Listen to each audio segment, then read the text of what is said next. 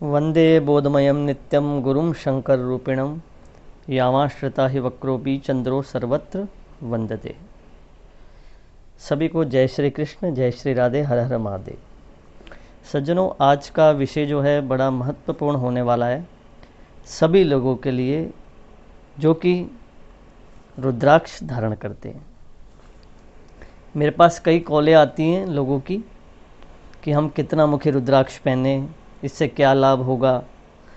तो सज्जनों, आज इसी विषय में एक रुद्राक्ष की महिमा को लेके और आज हम बात करेंगे एक मुखी रुद्राक्ष पहनने से क्या लाभ होता है और क्या उसके नियम होने वाले हैं, किस दिन उसको धारण करना चाहिए और क्या क्या लाइफ में बेनिफिट एक मुखी रुद्राक्ष धारण करने से प्राप्त होते हैं। क्या क्या जीवन में परेशानियों को खत्म करने वाला है एक मुखी रुद्राक्ष, क्या क्या देने वाला है एक मुखी रुद्राक्ष। संपूर्ण विषयों की जानकारी इस वीडियो के माध्यम से आप सभी को देने वाला हूं। तो सबसे पहले मेरा एक निवेदन आप सबसे रहेगा कि अगर आप नए चैनल पर जुड़ रहे हैं तो वीडियो को लाइक, शेयर, कमेंट अवश्य करें और चैनल को सब्सक्राइब ज़रूर कर लें और बेल आइकन ज़रूर दबाएं। आने वाली वीडियो हमारी सबसे पहले आपको प्राप्त हो, ऐसा हमारा भाव रहता है।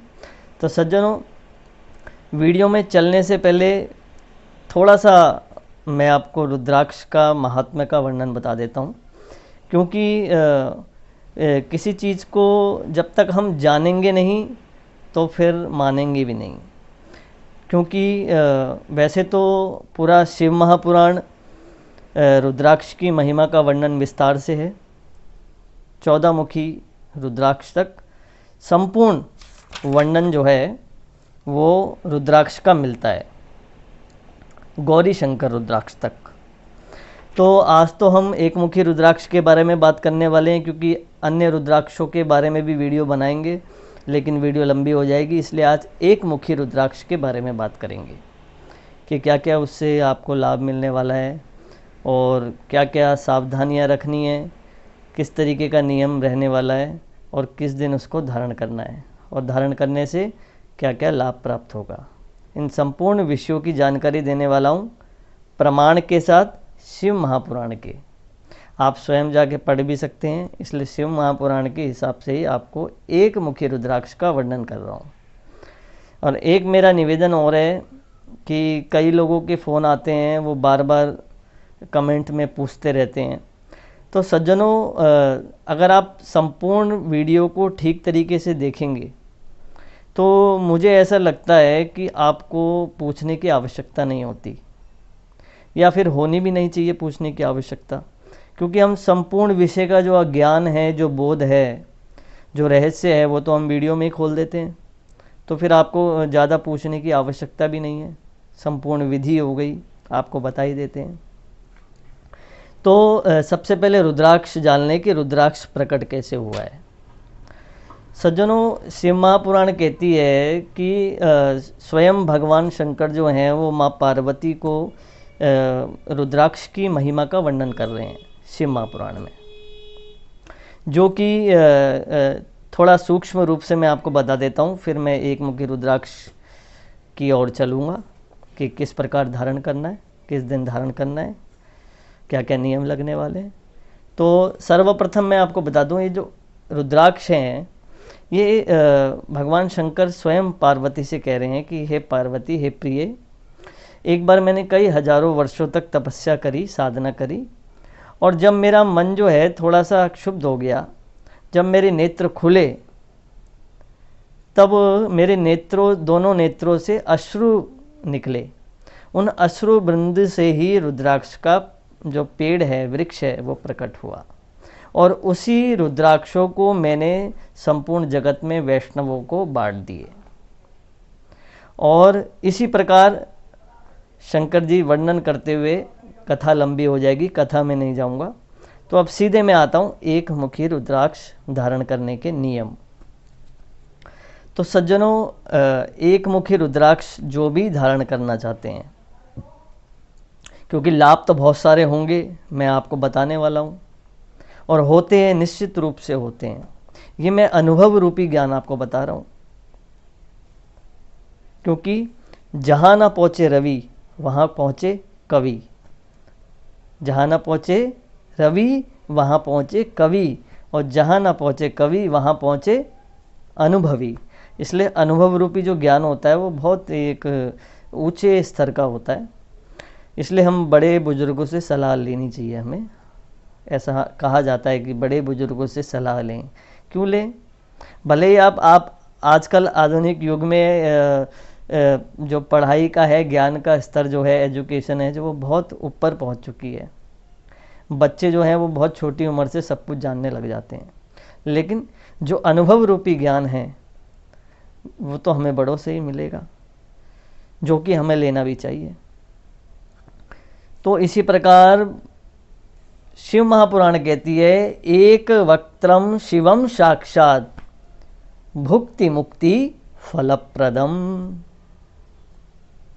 एक मुखी जो रुद्राक्ष है वो साक्षात शिव का स्वरूप ही है, शिव ही है।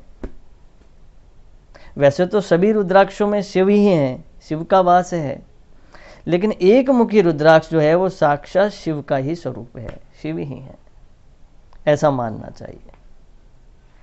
अब आगे वीडियो में बढ़ने से पहले, इसकी महिमा का वर्णन करने से पहले मैं बता देता हूँ कि रुद्राक्ष को धारण कब करना है और इसके नियम क्या हैं। क्योंकि ये पहली सीढ़ी है। पहले मैं अगर इसके फल की प्राप्ति के बारे में बता दूंगा तो मुझे ऐसा लगता है कि ये वीडियो जो है वो अधूरी रह जाएगी। क्यों? क्योंकि मैं अभी पहली सीढ़ी के बारे में तो आपको बता दूं कि इसको धारण करने के नियम क्या हैं।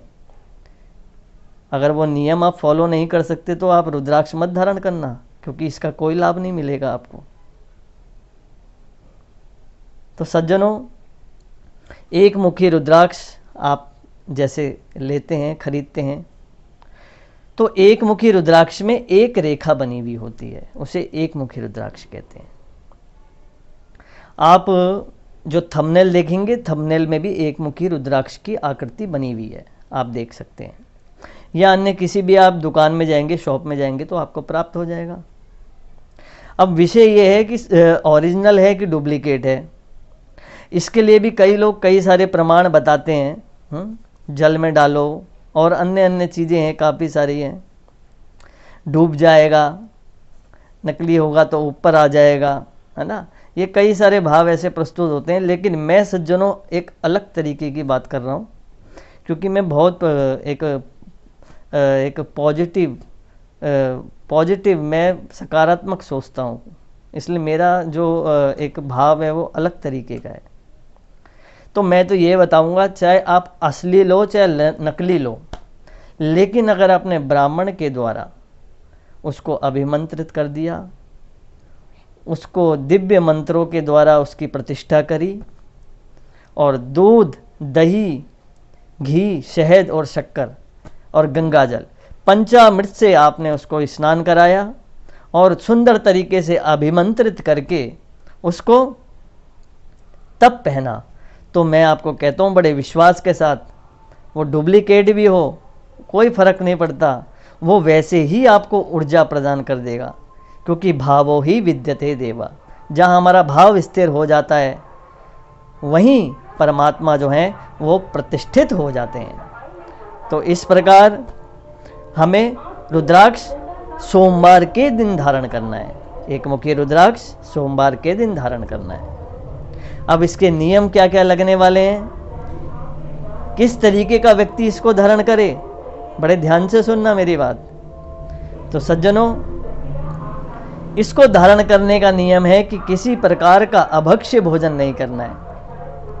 कई लोग जो हैं वो अभक्ष्य भोजन करते हैं। अभक्ष्य भोजन से मेरा तात्पर्य है मांस, मदिरा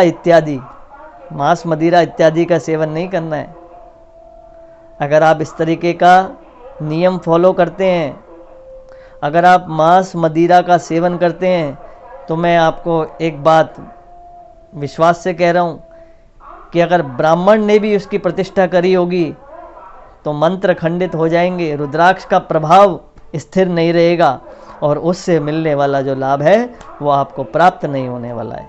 फिर आप कई आलोचना करेंगे, रुद्राक्ष जो है वो खंडित है, या रुद्राक्ष जो है वो डुप्लीकेट है, ओरिजिनल नहीं है, या मंत्रों की प्रतिष्ठा ठीक तरीके से पूजा नहीं की गई। आप कई सारे लांछन कई सारे व्यक्तियों पे लगाएंगे, लेकिन इसका मुख्य सूत्र जो है वो आपसे जुड़ा हुआ है कि आप किस तरीके से नियम फॉलो कर रहे हैं। तो आपको किसी प्रकार का ये अभक्ष्य भोजन नहीं करना जो मैं आपको बता रहा हूँ।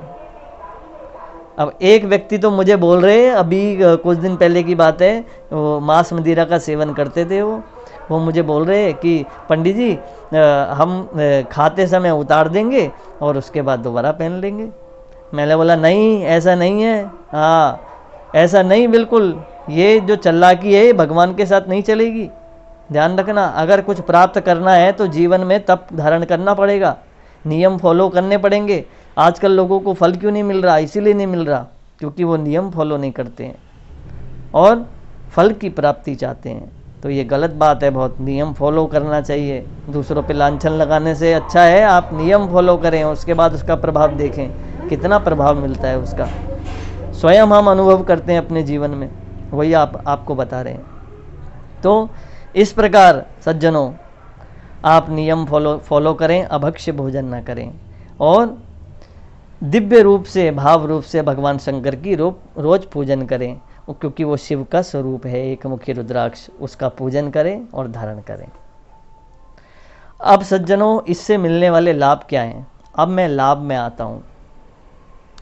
तो एक मुखी रुद्राक्ष मैंने आपको पूर्व में बताया था, साक्षात महादेव का स्वरूप है, उसको ऐसे ही जानना चाहिए। और इस एक मुखी रुद्राक्ष के जो अधिष्ठाता देवता हैं वो भगवान सूर्य हैं, ये सूर्य का प्रतीक भी है। इसे धारण करने से क्या लाभ होगा? हृदय रोग, जो हृदय रूपी रोग हैं वो खत्म हो जाएंगे। जो नेत्र रूपी रोग हैं, जिनकी आंखें कमजोर रहती हैं, जिसके हृदय में रोग रहता है, कमजोर हृदय है, सिर दर्द होता है रोज, या फिर चक्कर आना, शरीर में स्थिर ना रहना, कमजोरी रहना, आलस्य रहना, इसे धारण करने से आपके शरीर में संपूर्ण ऊर्जा व्याप्त हो जाएगी और आपका मन जो है वो स्थिर रहेगा। और कोई भी कार्य हो, कोई भी संघर्ष रूपी कार्य हो, बड़े से बड़ा कार्य हो, बड़े से बड़ा संघर्ष हो, आपके जीवन में वो एक आनंद लाएगा। आप उसे बड़ी ऊर्जा स्फूर्ति के साथ उस कार्य को करेंगे। ऐसा एक मुखी रुद्राक्ष धारण करने से प्रभाव जीवन में आने लग जाएगा। इसी प्रकार विशेष रूप से महालक्ष्मी की कृपा हो जाएगी। जो लोग कहते हैं ना कि हम तो पैसा बहुत कमाते हैं लेकिन हमारा स्थिर नहीं रहता पैसा, तो उसी दिन से आप प्रभाव देखेंगे कि आपका जो धन है वो व्यर्थ के कार्यों में नहीं जाएगा, स्थिरता आ जाएगी, स्थिर लक्ष्मी आपको प्राप्त होगी। और इसी प्रकार जितने भी आने वाले उपद्रव हैं, दुख हैं, संकट हैं, आदि है, व्याधि है, वो सब कोसों दूर चले जाएंगे। ऐसा एक मुखी रुद्राक्ष का प्रभाव है, क्योंकि एक मुखी रुद्राक्ष जो है ऋषि कहते हैं कि ये साक्षात शिव का ही स्वरूप है। इसी प्रकार रुद्राक्ष की महिमा का मैंने आपको वर्णन किया। एक मुखी रुद्राक्ष जरूर धारण करें जिनको भी ये समस्या होती है, तथा जिनको ये सब चीज चाहिए, सारे साधन एक साधे सब सदे। तो एक मुखी रुद्राक्ष से आपको संपूर्ण ये लाभ मिलने वाला है, लेकिन नियम फॉलो जरूर करें सज्जनों। एक मुखी रुद्राक्ष की महिमा का आपने वर्णन सुना और किस प्रकार धारण करना है, क्या क्या नियम लगने वाले हैं, ये संपूर्ण विषयों का मैंने आपको शिव महापुराण के प्रमाण के साथ आपको बताया है। तो इस प्रकार इसको धारण करें, आपके जीवन में मंगलता आएगी, आपके आचरण में मंगलता आएगी, आपके व्यवहार में मंगलता आएगी, और ये मंगलताएं आपके जीवन में सुखद और संपूर्ण जीवन को एक मंगलता प्रदान करेगी। तो सज्जनों, बने रहिए, तब तक के लिए मिलता हूँ नेक्स्ट वीडियो में। तब तक के लिए जय श्री कृष्ण, जय श्री राधे, हर हर महादेव।